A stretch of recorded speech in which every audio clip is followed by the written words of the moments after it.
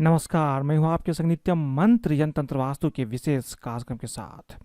सारी मनोकामना पूरी करने का सरल उपाय है महाशिवरात्रि के दिन भगवान शिव का रुद्राभिषेक।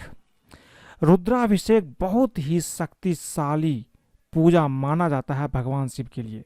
ऐसा मानते हैं कि आपकी जो कामना है, जैसी आपकी इच्छा है, इच्छा पूर्ति के लिए आप अगर रुद्राभिषेक करते हैं खास दिन पर, खास मौके पर, तो आपकी इच्छा निश्चित रूप से पूर्ण हो जाती है। किस चीज से, किस कामना के लिए आपको रुद्राभिषेक करना होता है, ये आप समझ लें, ताकि महाशिवरात्रि के दिन अगर आपके जीवन में कोई इच्छा है जो अभी तक पूर्ण नहीं हुआ है, उसको पूरा करना चाहते हैं, तो आप महाशिवरात्रि के दिन भगवान शिव का रुद्राभिषेक अवश्य करवाइए। आपकी इच्छा निश्चित रूप से पूर्ण हो जाएगी। तो बने रहिए हमारे साथ, हम आपको बताएंगे किस मनोकामना की पूर्ति के लिए कैसे करें रुद्राभिषेक, किस दिन करना सबसे ज़्यादा अच्छा होगा। लेकिन इसके पहले अगर आप हमारे चैनल को सब्सक्राइब नहीं किए हैं तो कृपया इसे सब्सक्राइब कर ले तथा बेल बटन को भी दबाएं, ताकि नए वीडियो का नोटिफिकेशन आपको तुरंत मिल जाए। धर्म शास्त्रों के अनुसार शिव ही तंत्र के देवता हैं। विभिन्न मनोकामना पूर्ति के लिए शिव महापुराण में कई उपाय बताए गए हैं, जिससे साधक की हर मनोकामना पूरी हो जाती है। सारी मनोकामना पूरी करने के लिए सरल उपाय है भगवान शिव का रुद्राभिषेक। महादेव को प्रसन्न करने का रामबाण उपाय है रुद्राभिषेक। इसलिए आज हम जानेंगे कि रुद्राभिषेक क्यों है इतना प्रभावी और क्यों इतना महत्वपूर्ण होता है। रुद्र भगवान शिव का ही प्रचंड रूप है। शिव जी की कृपा से सारे ग्रह बाधाओं और सारी समस्याओं का नाश होता है।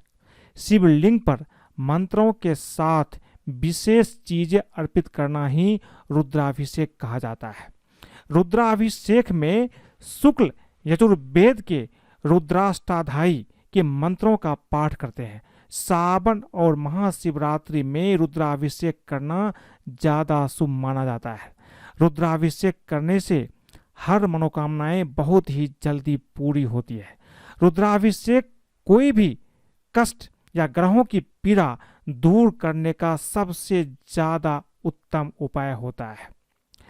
भगवान शिव की विभिन्न चीजों से अभिषेक करने का विधान भी है, जो इस प्रकार है। यानी कि महाशिवरात्रि पर किस चीज से आप रुद्राभिषेक करने से क्या फल की प्राप्ति होती है, हम एक एक करके जानते हैं। सबसे पहले जानते हैं कि अगर आप घी की धारा से रुद्राभिषेक करते हैं तो इससे वंश की वृद्धि होती है, वंश बढ़ता है। शक्कर मिले दूध से रुद्राभिषेक करने से इंसान विद्वान हो जाता है।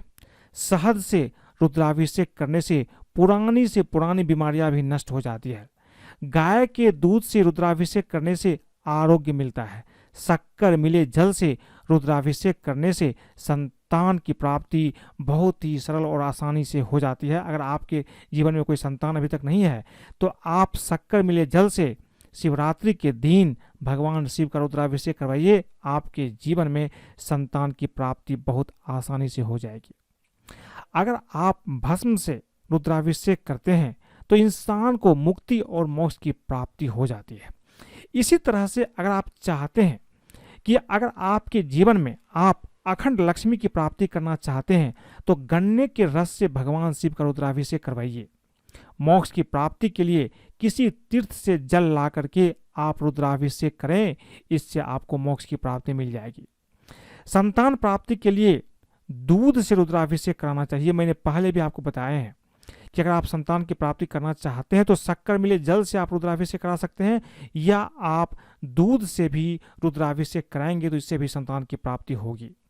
नौकरी में सफलता चाहते हैं तो सरसों के तेल से रुद्राभिषेक कराइए। लेकिन सरसों के तेल भगवान शिव पर बहुत ही ऐसी स्थिति में कराना चाहिए जब आपको लगता है कि सारे प्रयास के बाद भी आपके काम नहीं बन रहे हैं, तब जाके ये कराना चाहिए। इसका ध्यान रखिए। आमतौर पर सरसों तेल से आप रुद्राभिषेक न कराएं, लेकिन किसी खास चीज़ की अगर इच्छा हो, तीव्र इच्छा हो जो पूरा नहीं हो पा रहा हो, ये बहुत ही ज़्यादा जरूरी है, तब आप सरसों तेल से भगवान शिव का रुद्राभिषेक करा सकते हैं। अगर आप चाहते हैं कि आपके जीवन में भवन या वाहन खरीदने की इच्छा हो, कोई गाड़ी खरीदना चाहते हैं, 4 व्हीलर हो, 2 व्हीलर हो, आपकी इच्छा है, तो दही से भगवान शिव का रुद्राभिषेक करवाइए। आपको वाहन या भवन की जो इच्छा है वो पूरी हो जाएगी। धन में वृद्धि के लिए शहद और घी से आप रुद्राभिषेक करवाइए। बीमारी से आप मुक्ति पाना चाहते हैं, जो बीमारी का कष्ट है उससे मुक्ति पाना चाहते हैं, तो जल में इत्र मिला करके आप रुद्राभिषेक कराना चाहिए। पापों से मुक्ति के लिए शहद से रुद्राभिषेक कराइए। और उत्तम स्वास्थ्य के लिए गाय के दूध या शुद्ध घी या फिर दोनों से रुद्राभिषेक करें। बुद्धि के विकास के लिए दूध में शक्कर मिलाकर के आप रुद्राभिषेक करना चाहिए। बिजनेस में सफलता के लिए रुद्राभिषेक मंत्र का सच्चे मन से आप जाप कीजिए, आपको बिजनेस में सफलता प्राप्त हो जाएगी। अगर आप चाहते हैं कि आपका बैंक बैलेंस बढ़े तो शहद और घी से आप रुद्राभिषेक करवाइए। अवसाद रोग से मुक्ति पाने के लिए कुशा के द्वारा रुद्राभिषेक मंत्र से भगवान शिव की पूजा कीजिए। इससे अवसाद रोग से भी आपको मुक्ति मिल जाती है। एक बहुत ही महत्वपूर्ण बात है, शत्रुओं से मुक्ति पाना चाहते हैं तो आप सरसों के तेल से रुद्राभिषेक आपको करना चाहिए। लेकिन आप ध्यान रखिए कि जब मरने जीने का संकट हो, शत्रु ऐसा हो जो लगता है कि आपको आपके लिए बहुत नुकसानदायक साबित हो सकता है, तब जाकर के आप ये काम करें। आम तौर पर सरसों तेल से भगवान शिव की पूजा नहीं करना चाहिए, रुद्राभिषेक नहीं कराना चाहिए। लेकिन जब ये बहुत ज़्यादा जरूरी हो तभी आप इसका प्रयोग करें, तो ये आपके लिए अच्छा रहेगा। मैंने आपको बताई कि रुद्राभिषेक करने के क्या क्या लाभ है, किस चीज के लिए किस चीज से आपको रुद्राभिषेक करना चाहिए। लेकिन उससे भी ज्यादा महत्वपूर्ण यह है कि रुद्राभिषेक कब होता है सबसे ज्यादा उत्तम। देखिए, रुद्राभिषेक करने के लिए खास समय शुभ मुहूर्त होते हैं। अगर आप शुभ मुहूर्त में रुद्राभिषेक करेंगे तभी आपको इसकी लाभ की प्राप्ति होगी। अगर आपने गलत समय में रुद्राभिषेक कर लिया तो आपको लाभ के बजाय आपको हानि उठाना पड़ेगा। ये निश्चित रूप से आप समझ लें। रुद्राभिषेक के लिए खास समय होता है। देखिए, कोई भी धार्मिक काम करने में समय और मुहूर्त का विशेष महत्व होता है। रुद्राभिषेक के लिए भी कुछ उत्तम योग बनते हैं। हम जानेंगे कि कौन सा समय रुद्राभिषेक करने के लिए सबसे उत्तम होता है। देखिए, रुद्राभिषेक के लिए शिव जी की उपस्थिति देखना बहुत ही ज्यादा जरूरी है। शिव जी का निवास देखे बिना कभी भी रुद्राभिषेक न करें, इसका बुरा प्रभाव आपके जीवन में पड़ेगा। शिव जी का निवास तभी देखें जब मनोकामना पूर्ति के लिए आप रुद्राभिषेक करना चाहते हो। अगर आपकी कोई मनोकामना पूर्ति नहीं है तो शिव जी का निवास देखना जरूरी नहीं है, आप ऐसे भी रुद्राभिषेक कर सकते हैं। लेकिन जब कोई खास इच्छा हो, मनोकामना की पूर्ति करना चाहते हो, तो भगवान शिव का उपस्थिति देखना बहुत ही ज़्यादा जरूरी है। उसी समय जब वो उपस्थित हो तभी उसकी रुद्राभिषेक आपको कराना चाहिए। लेकिन कुछ तिथि ऐसा होता है जिस समय आपको कोई विचार करने की जरूरत नहीं होती है, आप उस समय आंख बंद करके रुद्राभिषेक कर सकते हैं। कुछ व्रत और त्योहार रुद्राभिषेक के लिए हमेशा शुभ ही होते हैं। उन दिनों में तिथियों का ध्यान रखने की जरूरत नहीं होती है। जैसे कि शिवरात्रि, महाशिवरात्रि, प्रदोष और सावन के सोमवार को शिव के निवास पर विचार नहीं करते। बिना कुछ सोचे समझे आप महाशिवरात्रि, शिवरात्रि, प्रदोष, सावन के सोमवार को आप रुद्राभिषेक करा सकते हैं, चाहे वो मनोकामना पूर्ति के लिए हो या आप चाहे ऐसे ही करा रहे हो। सिद्धपीठ या ज्योतिर्लिंग के क्षेत्र में भी शिव के निवास पर विचार नहीं करते। आप किसी भी दिन किसी समय आप रुद्राभिषेक कर सकते हैं जहां ज्योतिर्लिंग है। रुद्राभिषेक के लिए स्थान और समय दोनों हमेशा मंगलकारी होते हैं। अगर यह स्थान ज्योतिर्लिंग का स्थान हो, वहां पर रुद्राभिषेक करना चाहते हो तो आपको भगवान शिव की उपस्थिति देखना जरूरी नहीं होता है। आप ऐसे भी रुद्राभिषेक ज्योतिर्लिंग जहां पर हो वहां करवा सकते हैं। तो मैंने आपको बताई कि रुद्राभिषेक करने के लिए भगवान शिव की उपस्थिति देखना जरूरी है। नहीं तो कुछ खास दिन होते हैं, उस दिन में आप रुद्राभिषेक करा सकते हैं, जैसे कि शिवरात्रि, प्रदोष, सावन के सोमवार या ज्योतिर्लिंग के आसपास भी आप बिना कुछ देखे समझे रुद्राभिषेक करा सकते हैं। लेकिन आपको ये जानना जरूरी है कि अगर मान लीजिए कि ऐसा दिन ना हो, शिवरात्रि ना हो, प्रदोष ना हो, सावन के सोमवार ना हो, तो भी आप रुद्राभिषेक कराना चाहते हैं, तो किस दिन रुद्राभिषेक कराना सबसे ज्यादा महत्वपूर्ण होगा? देखिए, देवों के देव महादेव ब्रह्मांड में घूमते रहते हैं।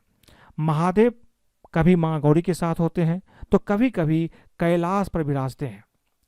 ऐसे में रुद्राभिषेक तभी करना चाहिए जब शिव जी का निवास मंगलकारी हो। अब शिव जी का निवास कब कब मंगलकारी हो सकता है? देखिए, हर महीने के शुक्ल पक्ष की द्वितीया और नवमी को शिव जी माँ गौरी के साथ रहते हैं, इस दिन आप रुद्राभिषेक करा सकते हैं। हर महीने कृष्ण पक्ष की प्रतिपदा, अष्टमी और अमावस्या को भी शिव जी माँ गौरी के साथ रहते हैं और आप रुद्राभिषेक करा सकते हैं। कृष्ण पक्ष की चतुर्दशी और एकादशी को महादेव कैलाश पर वास करते हैं, इस दिन भी आप रुद्राभिषेक करा सकते हैं। शुक्ल पक्ष की पंचमी द्वादशी तिथि को भी महादेव कैलाश पर भी रहते हैं, इसलिए इस दिन भी आप रुद्राभिषेक कर सकते हैं। कृष्ण पक्ष की पंचमी और द्वादशी को शिव जी नंदी पर सवार होकर के पूरा विश्व भ्रमण करते हैं, इसलिए इस दिन भी आप रुद्राभिषेक कर सकते हैं। शुक्ल पक्ष की षष्ठी त्रयोदशी तिथि को भी शिव जी विश्व भ्रमण पर रहते हैं, इसलिए इस दिन भी आप रुद्राभिषेक कर सकते हैं। रुद्राभिषेक के लिए इन तिथियों में महादेव का निवास बहुत ही मंगलकारी होता है, इसलिए आप इस दिन रुद्राभिषेक कर सकते हैं। अब ये जानते हैं कि शिव जी का निवास कब अनिष्टकारी होता है, कब आपको रुद्राभिषेक नहीं कराना चाहिए। देखिए, भगवान शिव की आराधना का सबसे उत्तम तरीका है रुद्राभिषेक, लेकिन रुद्राभिषेक करने से पहले शिव के अनिष्टकारी निवास का ध्यान रखना बहुत ही ज्यादा जरूरी है, जो इस प्रकार है। कृष्ण पक्ष की सप्तमी और चतुर्दशी को भगवान शिव शमशान में समाधि में रहते हैं, इसलिए इस दिन रुद्राभिषेक आपको नहीं कराना चाहिए। शुक्ल पक्ष की प्रतिपदा, अष्टमी और पूर्णिमा को भी शिव शमशान में समाधि में रहते हैं। कृष्ण पक्ष की द्वितीया और नवमी को महादेव देवताओं की समस्याएं सुनते हैं, इसलिए इस दिन रुद्राभिषेक आपको नहीं कराना चाहिए। शुक्ल पक्ष की तृतीया और दशमी में भी महादेव देवताओं की समस्याएं सुनते हैं। कृष्ण पक्ष की तृतीया और दशमी को नटराज क्रीड़ा में व्यस्त रहते हैं, इसलिए इस दिन भी आपको रुद्राभिषेक नहीं कराना चाहिए। शुक्ल पक्ष की चतुर्थी और एकादशी को भी नटराज क्रीड़ा में व्यस्त रहते हैं, इसलिए आपको इस दिन भी रुद्राभिषेक नहीं कराना चाहिए। कृष्ण पक्ष की षष्ठी और त्रयोदशी को रुद्र भोजन करते हैं और इसलिए रुद्राभिषेक नहीं कराना है। शुक्ल पक्ष की सप्तमी और चतुर्दशी को भी रुद्र भोजन करते हैं, इसलिए इस दिन भी रुद्राभिषेक आपको नहीं कराना है। इन तिथियों में मनोकामना पूर्ति के लिए अभिषेक नहीं किए जा सकते हैं, लेकिन अगर आप बिना किसी कामना का रुद्राभिषेक कराना चाहते हैं तो आप इस दिन भी कर सकते हैं, लेकिन कामना की इच्छा रखते हो इस दिन आप रुद्राभिषेक ना कराएं। तो इसका ध्यान रखिए कि आप शिवरात्रि, महाशिवरात्रि, सावन प्रदोष में बिना कुछ देखे समझे रुद्राभिषेक करा सकते हैं, लेकिन अन्य दिन कराना चाहते हैं तो आपको उनकी तिथियों का ध्यान रखना बहुत ही ज़्यादा जरूरी है। अन्य तिथि में रुद्राभिषेक करेंगे तो निश्चित रूप से भगवान शिव की जो आपकी जो इच्छा है वो इच्छा तो पूर्ण नहीं होगी, आपको उल्टा हानि हो सकता है, इसका ध्यान रखिए।